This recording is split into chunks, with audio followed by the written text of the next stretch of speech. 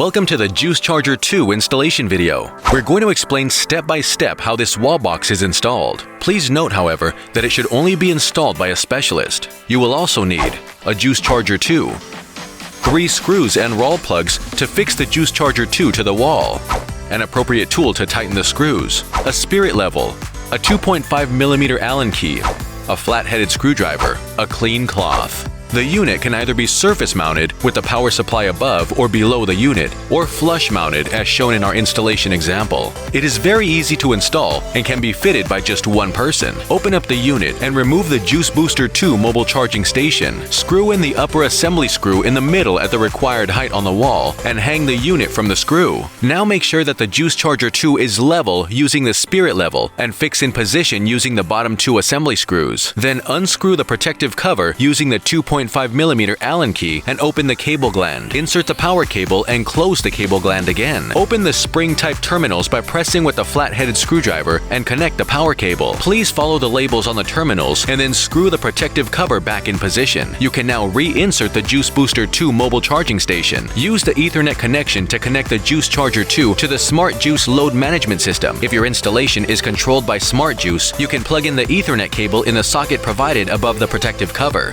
Close the door and remove the protective film from the casing. Use the cloth to wipe down the Juice Charger 2 with a final flourish. And that's all there is to it. If you have any questions, you can find more information at www.juice-technology.com/installation.